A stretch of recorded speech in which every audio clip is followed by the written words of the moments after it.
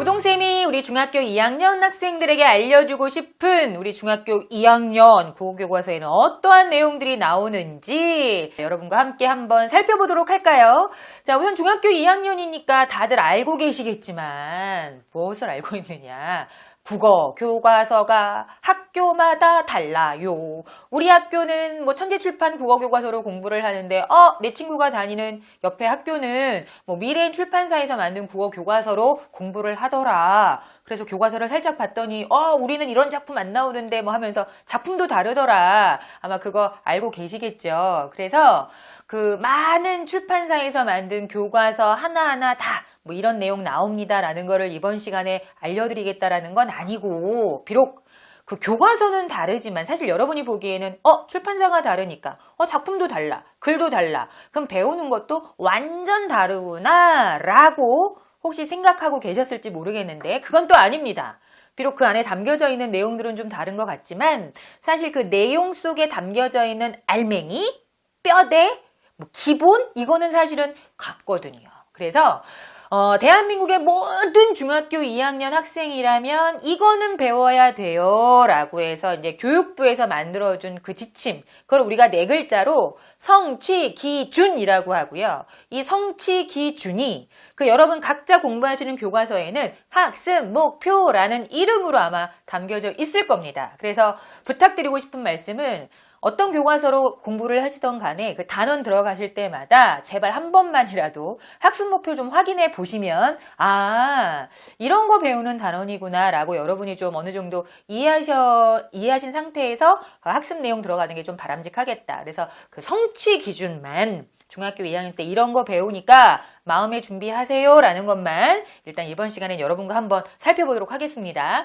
우선 제가 잠깐 퀴즈를 내려고 하는데 국어는 5가지 활동 영역으로 나뉘어져 있는데 그 5가지 활동 영역 아는 분이 있을까요? 제가 이제 기다릴 시간이 없어서 미리 말씀드리자면 그 5가지 활동 영역은 우선 제일 여러분이 이제 떠오르는 대로 뭐가 떠오를까? 그렇죠. 문학 있고요. 문학. 그 다음에 문법 있지요. 그 다음에 문학 아닌데 뭐 설명하는 글이나 뭐 주장하는 글 이런 여러 가지 다양한 글 나오면 우리 읽어야 되겠죠. 읽기 있고요.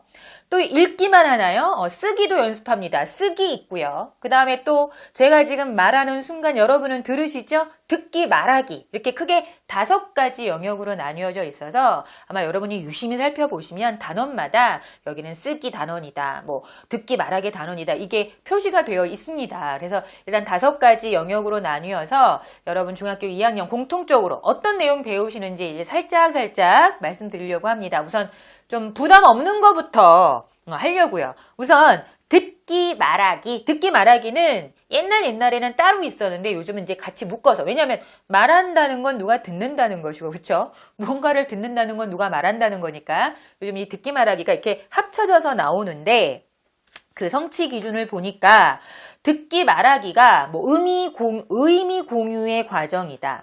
그 다음에 핵심 정보가 잘 드러나도록 내용을 구성하여 발표한다. 뭐 그 다음에 자료의 효과를 판단하며 듣는다. 상대 감정에 공감하며 적절한 반응하는 대화를 나눈다. 이런 거 나와 있는데 일단 제일 중요한 건 발표하기에 대해서 여러분이 배우시도록 되어 있다. 그래서 이런 건 여러분도 좀 어느 정도 눈치채셨겠지만 수행평가 활동이 될 수도 있겠다. 여기 나오는 대로 한번 발표하는 수행평가를 해보자. 뭐 10점짜리, 20점짜리. 그러니까 좀 마음의 준비를 하셔야 되겠죠. 자, 그 다음에 이제 대화에 대해서. 근데 그냥 대화가 아니라 공감하며 대화라고 했으니까 아마 여러 가지 활동이나 상황이 여러분 각자 교과서에 나와 있을 겁니다. 그래서 이제 그런 것들을 중심으로 해서 여러분이 주의할 점, 방법, 절차 이런 거 위주로 여러분이 좀 공부를 해두시면 좋을 것 같고요. 그 다음에 이제 읽기로 넘어가면 뭐 읽기에 관련된 성취 기준이 몇 가지가 있는데 일단 눈에 띄는 건 요약하기가 있습니다. 그냥 읽는 게 아니라 읽으면서, 그러니까 요약하면서 읽으라는 거죠. 근데 요즘 그 어떤 글을 읽고 요약하는 연습 활동, 능력 이게 굉장히 중요한 시대가 되었거든요. 특히 이제 고등학생들 보면 긴 지문을 읽고 누가 빨리 요약하느냐 이게 중요하기 때문에 아마 중학교 때 여러분이 많이 연습을 해두셔야 하는데 그게 읽기에 나와 있고 요약하기. 그 다음에 두 번째는 다양한 설명 방식 파악하며 읽기. 그러니까 설명 방식, 특히 설명하는 글 같은 경우에 뭐 정의, 예시, 비교, 대조 이런 다양한 방법을 통해서 글을 썼기 때문에 우리가 읽을 때에도 그런 설명 방법을 알고 읽는 게 중요하다. 이런 것들. 그 다음에 뭐 읽기의 가치와 중요성을 깨달아라 이게 나와 있는데 이런 건 이제 주로 이론으로 나옵니다. 읽기의 가치에는 뭐가 있고 읽기의 중요성에는 이런 것들이 있다. 이제 그런 나오는 내용들 성취 기준 내용이니까 굉장히 중요한 내용이구나 생각하시고 나중에 공부하실 때 정리하시면 좋을 것 같고요. 그 다음에 이제 쓰기로 넘어가면 특히 쓰기는 여러분도 1학년 때 공부해 보셔서 알겠지만 이 듣기 말하기나 쓰기 영역은 수행평가로 하기에 참 좋은 영역이라는 거죠. 그래서 어떤 쓰기가 있나 봤더니 다양한 표현, 우리가 생각이나 경험을 표현할 때 쓰는 다양한 표현, 그래서 이 다양한 표현에 뭐 속담, 관용 표현, 격언, 그래서 이런 것들이 어떤 것들이고 어떤 종류가 있는지 이제 공부하실 테니까 잘 연습해 두시면 좋을 것 같고 특히 이제 선생님 눈에 띄는 성취 기준은 고쳐쓰기가 나오는데 우리가 글을 쓰고 한 번에 쫙 완성하는 게 아니잖아요. 마지막에 꼭 해야 되는 게 고쳐쓰기인데 이 고쳐쓰기가 하나의 성취 기준으로 단독으로 나와 있다는 거죠. 그래서 여러분은 잘 모르시겠지만 이 고쳐쓰기에도 절차가 있고 방법이 있기 때문에 나중에 이 고쳐쓰기 방법, 절차 배우시게 되면 굉장히 잘 신경 써서 알아두셔야 합니다. 그 다음에 이제 뭐 대상의 특성에 맞는 설명 방법을 사용하여 글쓰기 이런 것들이 나와 있는데 실제로 여기 쓰기는 직접 여러분이 써봐야 하는 활동이기 때문에 그 이론대로 아마 나중에 연습을 꼭 해보시는 게 좋을 것 같다. 자, 이제 제일 중요한 거 2가지 남겨뒀습니다. 문법과 문학인데 우선 문법부터 알려드리도록 할게요. 자, 문법에는 일단 눈에 띄는 문법이 뭐냐면 담화입니다. 담화. 이 담화가 뭐냐면 이렇게 말하는 사람, 듣는 사람이 있어서 이렇게 말을 주거니 받거니 이제 우리가 흔히 이야기라고 하는데 그것을 우리가 문법으로 담화라고 하거든요. 그래서 담화란 무엇이고 담화의 종류와 특성에는 어떠한 것들이 있는지를 배우시게 됩니다. 그렇게 어려운 문법은 아닙니다. 근데 분명히 예문으로 여러 가지 담화 상황이 교과서에 나올 겁니다. 그래서 각자 우리 교과서에는 이런 상황이 예로 나와 있었어요. 이제 그런 것들을 중심으로 해서 담화의 개념, 뭐 종류, 특성 위주로 공부를 해두시면 좋을 것 같고, 자, 그 다음에 나와 있는 건 단어를 정확하게 표기하고 발음하기. 그래서 이게 이제 다른 말로 간단하게 말씀드리면 표준 발음, 올바른 표기. 그러니까 우리가 글을 쓸 때 가끔 여러분도 이게 어이야 아이야 뭐 이렇게 헷갈리는 표기 있잖아요. 그리고 사실은 우리는 거의 신경 안 쓰고 발음을 하지만 우리가 정확하게 발음해야 되는 표준 발음이라는 게 있거든요. 그래서 표준 발음과 올바른 표기에 대한 원리를 공부하시게 되어 있는데 이게 조금 까다로워요. 외울 것도 좀 있고 하기 때문에 아마 요거 문법 공부하실 때 조금 머리가 지끈지끈 아파올 수도 있습니다. 근데 굉장히 중요한 문법 내용이고 이게 고등학교 국어랑도 연결이 되기 때문에 요거 배우실 때 좀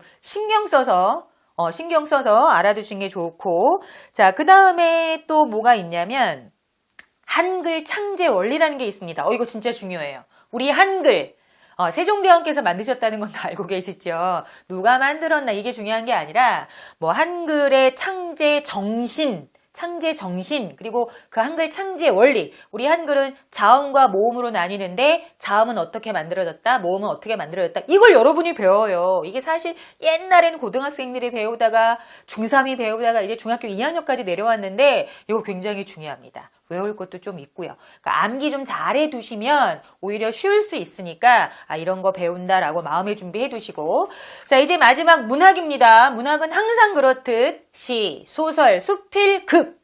이제 극이라고 하는 것은 희곡, 시나리오 포함해서 얘기하는 거죠. 그냥 중학교 1학년 때부터 고등학교 졸업할 때까지 항상 문학은 시, 소설, 수필, 극 이 4가지 갈래를 이제 돌아가면서 공부하게 되는데 특히 시하고 소설은 빼놓지 않고 공부하기 때문에 항상 시, 소설은 마음의 준비를 하고 계셔야 되는데 일단 눈에 띄는 성취 기준이 있습니다.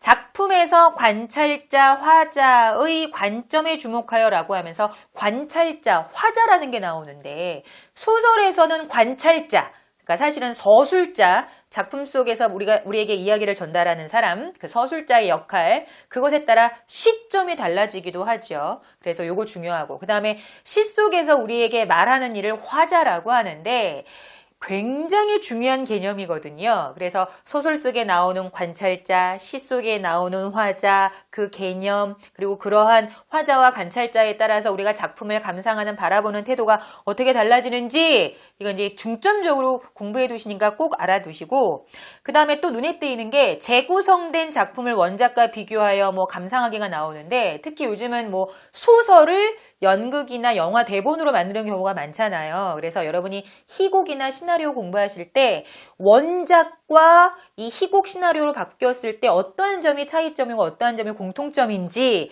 이런 식으로 나올 가능성이 높기 때문에 그렇게 비교하시면서 공부하는 그 방법 알아두시면 좋을 것 같습니다. 그 다음에 이제 마지막은 자신의 가치 있는 경험을 개인적인 발상과 표현으로 형상화하기라고 했는데, 일단은 자신의 가치 있는 경험하니까 수필을 떠올리실 수 있는데, 수필뿐만 아니라 시나 소설도 얼마든지 내가 가지고 있는 경험을 바탕으로 창작할 수 있거든요. 근데 여기서 여러분이 눈여겨보실 점은 개인적인 발상과 표현입니다. 그래서 시의 표현 방법, 소설의 표현 방법, 이것들을 배우는 성취 기준이라고 보시면 좋을 것 같은데, 이제 대표적으로 반어, 역설, 풍자 이런 게 나오거든요. 그러니까 이제 상황과 반대로 얘기하는 게 반어다. 그리고 모순되지만 그 안에 어떠한 깨달음이나 이런 것들을 표현하는 게 뭐 역설이다. 그리고 좀 우스꽝스럽게 비판하는 걸 풍자라고 한다. 그래서 뭐 이 반어, 역설, 풍자가 시 또는 소설을 통해서 여러분에게 다가갈 수 있습니다. 그러니까 여러분이 딱 펼쳤는데 뭐 반어가 나오고 역설이 나오고 풍자가 나온다. 근데 시를 통해서 배웠다, 소설을 통해서 배웠다, 무엇을 통해 배우시든 굉장히 중요한 내용이구나 라고 생각을 하시면서 집중해서 공부하셔야 된다는 거죠. 자, 중학교 1학년이 2학년 바탕이 되듯이 여러분이 2학년 때 배우시는 내용은 또 3학년 국어의 바탕이 되기도 합니다. 지금 성취 기준들을 보니까 굉장히 중요한 내용들이거든요. 아, 나는 그것도 모르고 1학년을 놓쳤어. 2학년은 놓치지 말아야 되겠어 라는 생각 하시게 되죠. 이제 각자 교과서에 이러한 내용들이 어떻게 나와 있을까를 생각하시면서 교과서를 보고 공부하셨으면 좋겠습니다. 자, 이렇게 끝까지 우동쌤 잔소리 잘 들어주셔서 너무너무 감사하고요. 만약에 조금이라도 이 우동쌤의 이 내용들이 도움이 되셨다면 좋아요, 구독 꼭 눌러주시고요. 우린 다음 시간에 좀 더 유익한 내용으로 만나도록 하겠습니다.